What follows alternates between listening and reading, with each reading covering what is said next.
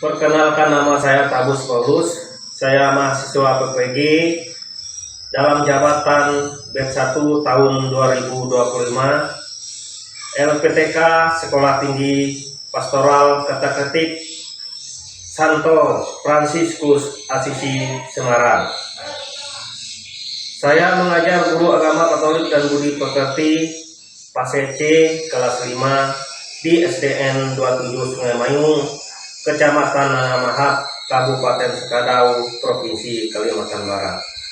Kali ini saya akan mempraktekkan pembelajaran dalam kelas dengan mengambil pembelajaran dengan tema terlibat dalam hidup menggereja. Saya akan memberi materi ajar ini kepada peserta didik dengan penuh semangat. Dan tentunya masih banyak kekurangan dalam memberi materi ajar ini.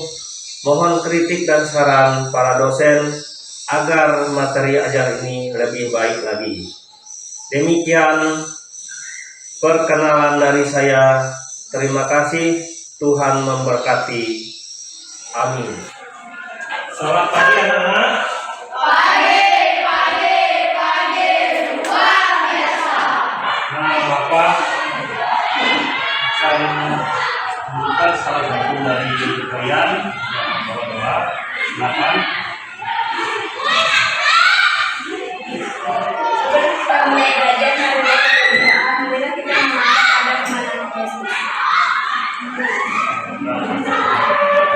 Bapak, terima kasih, kami bersyukur atas segala anugerah yang kamu berikan kepada kami. Dampingilah kami agar dalam masa pelajaran ini kami dapat mengenali talenta-talenta yang masih tersembunyi sehingga dapat kami kembangkan dan akhirnya dapat kami persembahkan kepadamu melalui keterlibatan kami dalam gereja. Amin.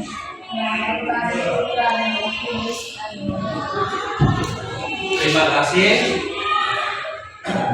Baik, kita hari ini akan belajar tentang terlibat dalam hidup menggereja. Adapun tujuan pembelajaran,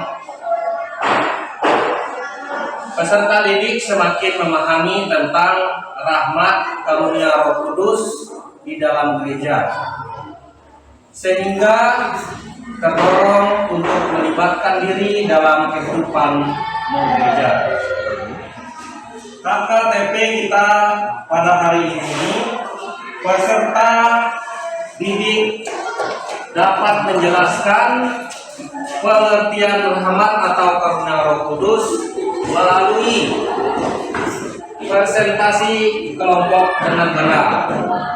Peserta didik dapat mengidentifikasi contoh rahmat atau karunia Roh Kudus melalui diskusi kelompok dengan tepat.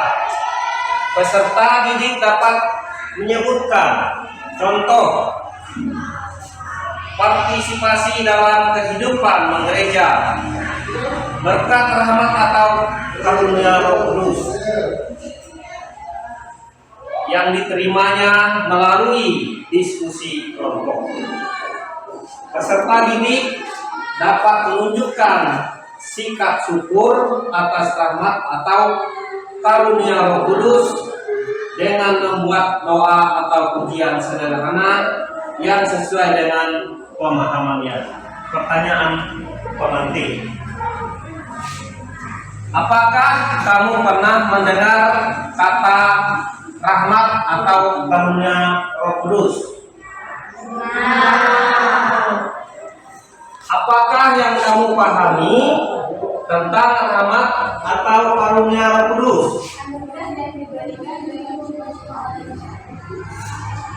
Bapak akan mengajak anak-anak untuk menonton cuplikan video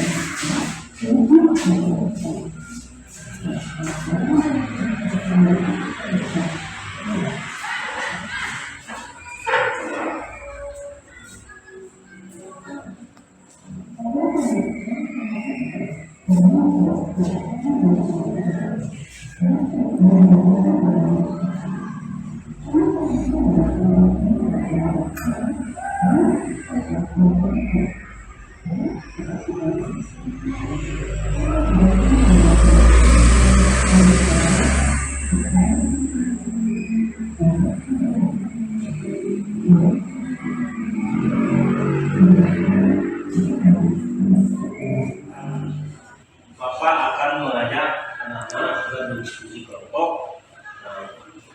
Akan Bapak bagi dua.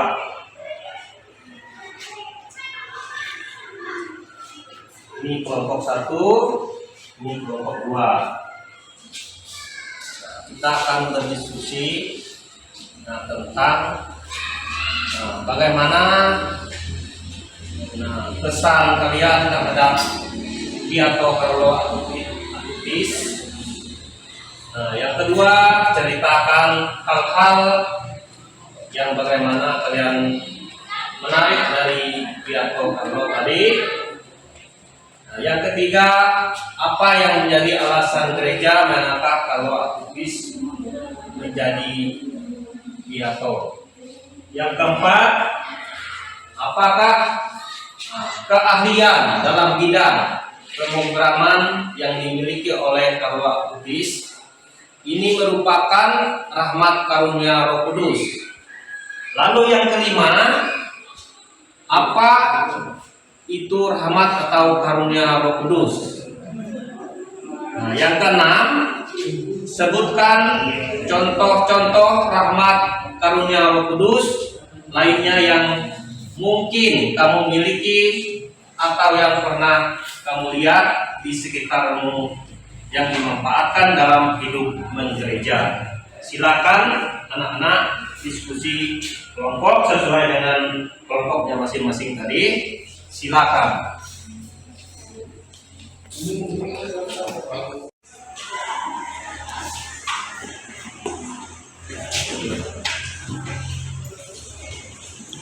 Coba-coba.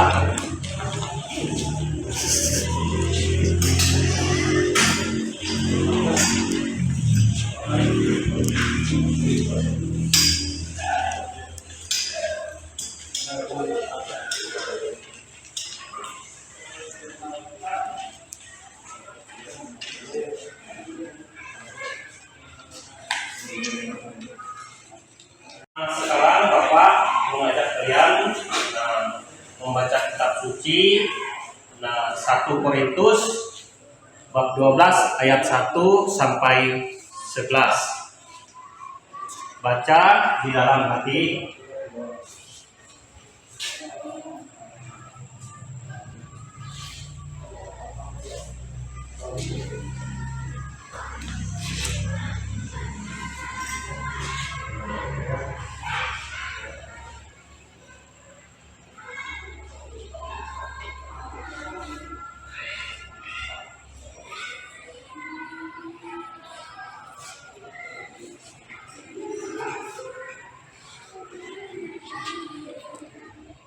selanjutnya anak-anak silakan baca kitab suci Kisah bab 2 ayat 41 sampai 47. Baca masing-masing.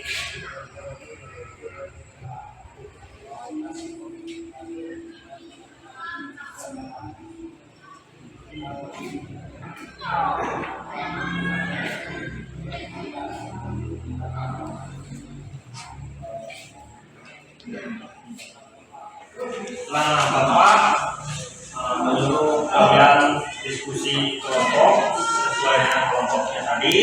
Nah, diskusikan bersama teman-teman selakunya tentang yang pertama berdasarkan 1 Korintus bab 12 ayat 1 sampai 11, bagaimana rupa-rupa karunia Roh Kudus. Itu yang pertama. Yang kedua berdasarkan Kisah 2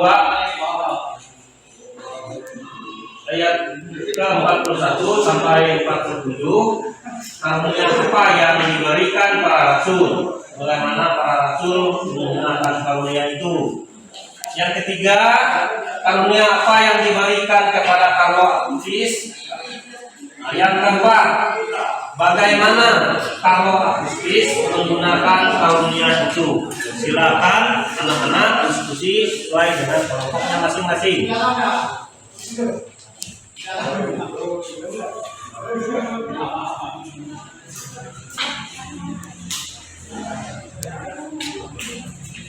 Baik, Bapak akan menyuruh kalian kelompok 1 untuk maju untuk menyelesaikan hasil diskusi kelompoknya tadi. Silakan maju.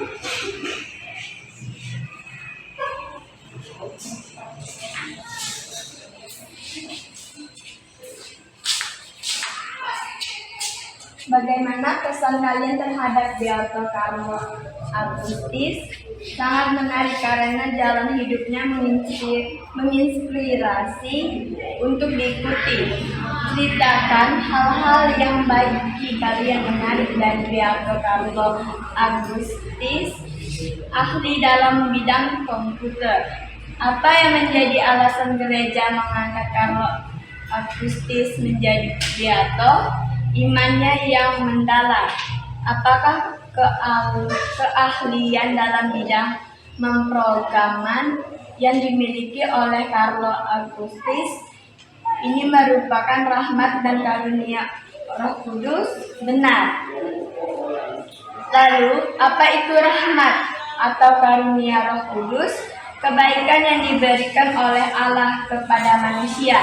Sebutkan contoh-contoh rahmat dan karunia Roh Kudus lainnya yang mungkin kamu miliki atau yang pernah kamu lihat di sekitarmu yang dimanfaati dalam hidup gereja.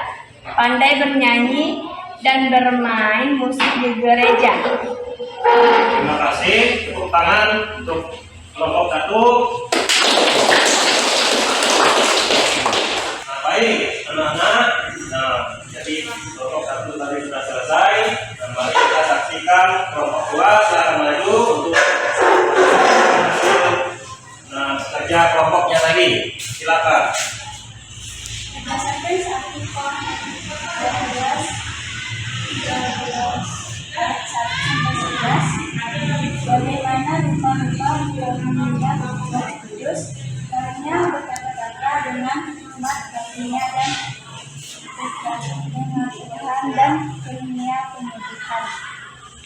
Berdasarkan Kisah 2 ayat 2 sampai 14 sampai 47, karunia apa yang diberikan para rasul, bagaimana para rasul menggunakan karunia itu. Karunia berjalan yang digunakan untuk berkatakan. Nomor 3, karunia apa yang diberikan kepada Charles Acutis. Karunia di bidang komputer. Bagaimana Charles Acutis menggunakan Karena itu digunakan untuk menghadirkan pelayanan dan doa. Nah, terima kasih untuk kelompok 2. Nah, tepuk tangan dulu untuk kelompok 2.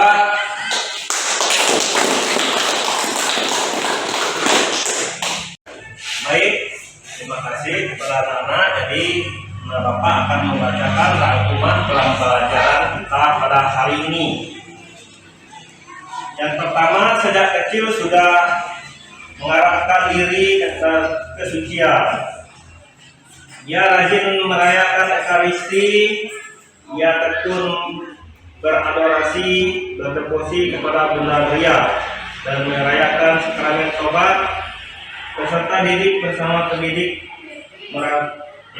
merangkumkan, membuat kesimpulan sesuai dengan referensi dan masukan yang diperoleh dari kelompok lain. Misalnya, 1. Hidup jemaat perdana dalam Kisah bab 2 ayat 41 sampai 47 menjadi landasan hidup gereja. Yang kedua, hidup gereja sekarang merupakan perkembangan dari hidup jemaat perdana. Yang ketiga,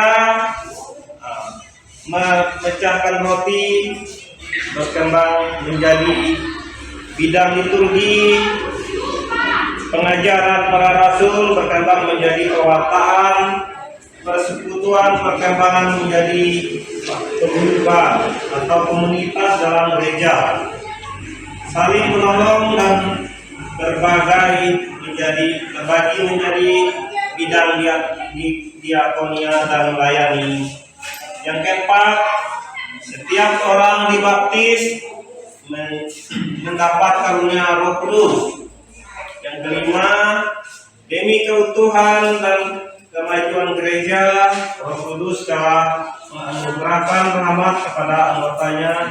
Misalnya, rahmat iman, penyembuhan, bernubuat, membuat mukjizat di dalam 1 Korintus bab 12 ayat 1 sampai 11, pandai bernyanyi, menari, bermain musik dan lain-lainnya.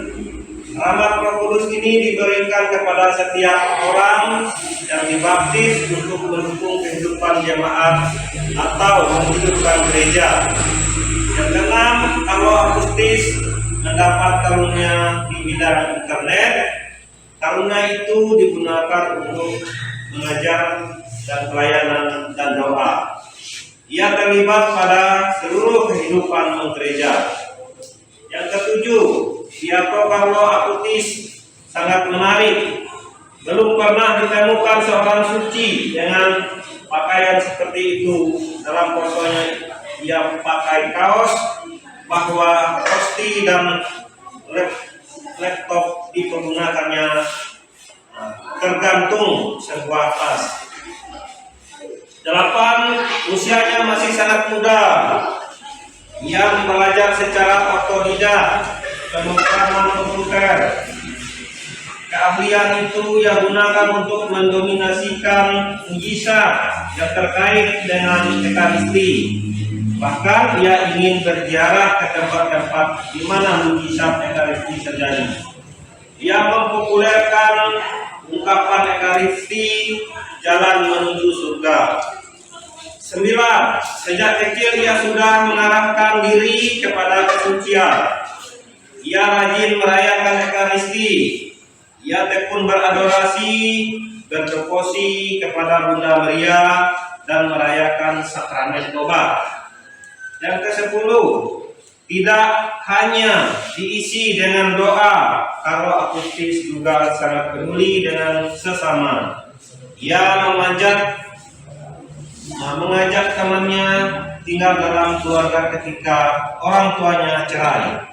Ia membela teman-temannya, khususnya penyandang disabilitas yang mendapat perlakuan tidak baik dari teman-temannya. Yang ke-11, hidupnya sangat singkat karena ia menderita leukemia. Oleh imannya yang mendalam dan karunia khusus yang dimilikinya, Carlo Acutis diangkat menjadi orang suci. Piato Pelindung Internet. Nah, baik anak-anak, Bapak akan memberikan pertanyaan refleksi tentang pembelajaran hari ini. Nah, apakah kamu sudah tahu itu rahmat? Ya. Nah, yang kedua, apakah kamu sudah mengerti contoh-contoh rahmat atau karunia? Ya. Nah, yang ketiga, apakah kamu sudah menggunakan rahmat atau karunia tersebut dalam kehidupan menggereja? Ya. Terima kasih. Nah, Bapak akan memberikan tes sumatif kepada kalian.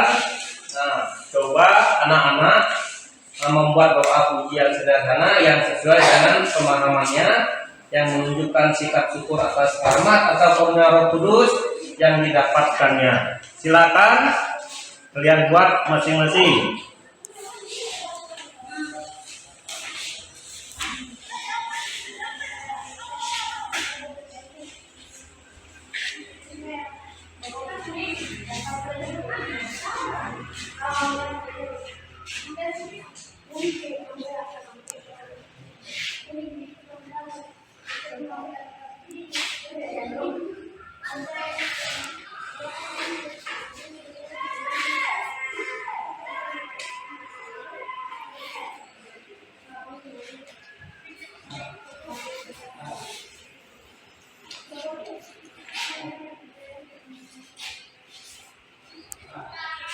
Nah, baik anak-anak yang sudah selesai, silakan kumpulkan ke meja depan.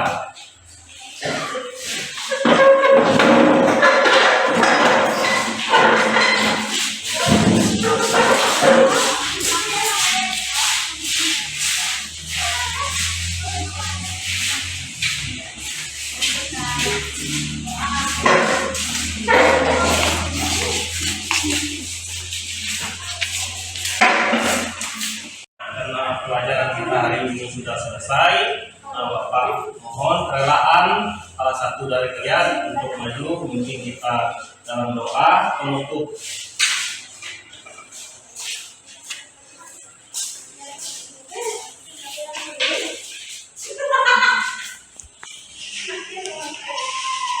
Sebelum kita pulang, marilah kita berdoa.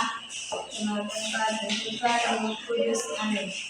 Salam Maria, penuh rahmat Tuhan sertamu. Terpujilah engkau di antara wanita, dan terpujilah buah tubuhmu Yesus. Santa Maria, Bunda Allah, doakanlah kami yang berdosa ini, sekarang dan waktu kami mati. Amin.